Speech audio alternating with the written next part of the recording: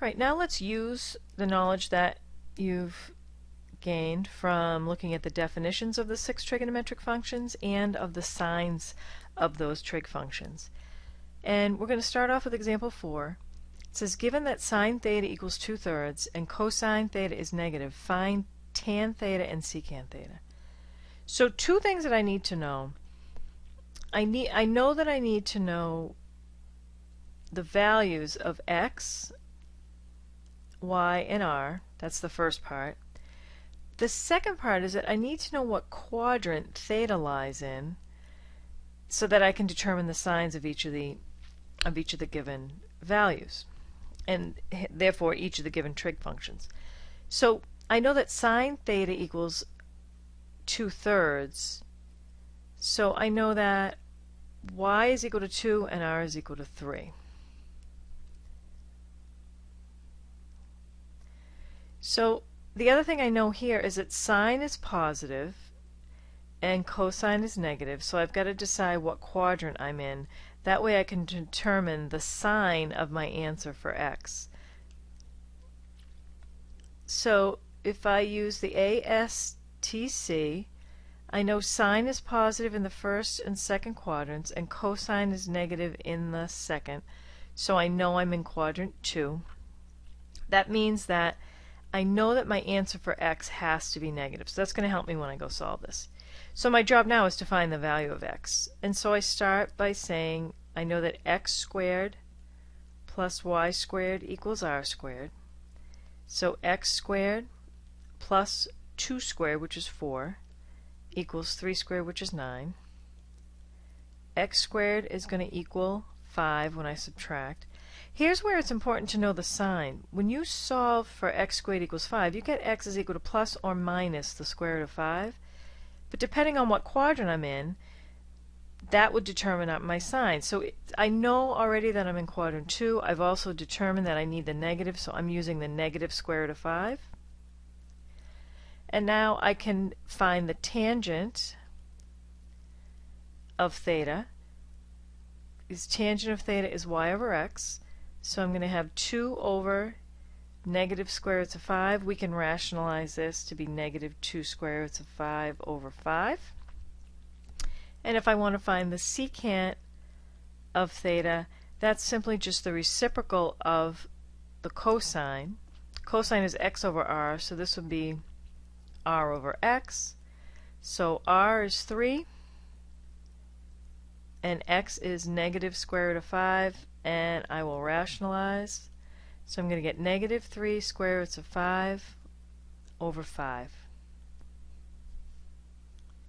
Alright, so when you're given some information about one of the trig functions and enough information to determine what quadrant you're in, you're then able to determine all the values of x, y, and r and the appropriate signs. Then you can answer questions about the trig functions. So what I'd like you to do is pause the video, try the student practice problems, then start the video up again to check your work.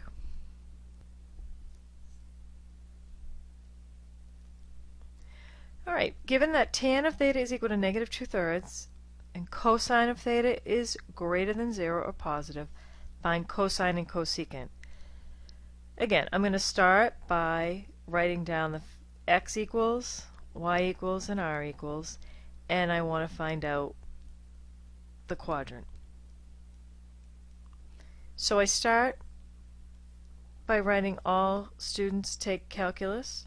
I know that the tangent is negative, which would put me in the second and the fourth quadrants, and of those two quadrants, cosine is positive in the the fourth quadrant. So now that would help me determine the signs of my x's, my y's, and my r's. I know that the tangent is y over x, and this is where it gets tricky, because if the tangent is negative, basically that just means that the signs of y and r are opposite, but we would have to determine which one was positive and which one was negative. Now that we know what quadrant we're in, we know that the x value is positive and the y value is negative. So y is going to be negative 2, x is going to be positive 3. R is always positive. It will be the square root of the 3 squared, which is 9, plus the negative 2 squared, which is 4, will be the square root of 13. From there, I can find the cosine of theta, which is x over r, which would be 3 over the square root of 13, or if rationalized, 3 square roots of 13 over 13. I can also find the cosecant of theta, which is just 1 over the sine, or r over y. R is always positive, and we said r was 3, square root of 13. And y was equal to negative 2. Okay. And let's just double check our answers. We have cosine, and we have a positive value of cosine. We are in a theta, we said was in the fourth quadrant, and cosine is positive in the fourth quadrant. Cosecant is 1 over the sine, and so we have that as a negative value, and when you're in the fourth quadrant, sine is negative, and so is its reciprocal, so the signs are correct. Okay, let's try the last one. I need to know x, I need to know y, I need to know r. They've actually told me that we're in quadrant 3, which is helpful, so now I know the signs of these values. Sine is y over r, so r is 5. Y is negative 4. I have to find x. X squared plus y squared equals r squared. So x squared plus negative 4 squared, which is 16, is equal to 5 squared, which is 25. X squared equals 25 minus 16.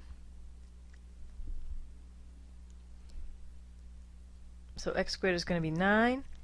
X is equal to plus or minus 3, but again, because we are in the third quadrant, we know we want the negative value. So x is actually equal to negative 3. So now that I have that, I can find my secant. Secant of theta, well, that's 1 over the cosine. The cosine is x over r.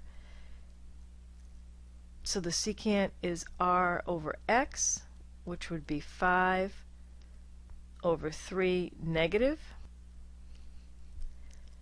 The tangent of theta is equal to y over x.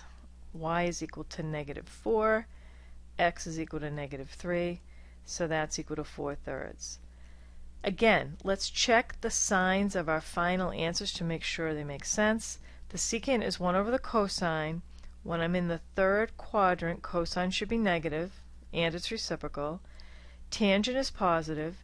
In the third quadrant, tangent is supposed to be positive, so that confirms that my signs are correct.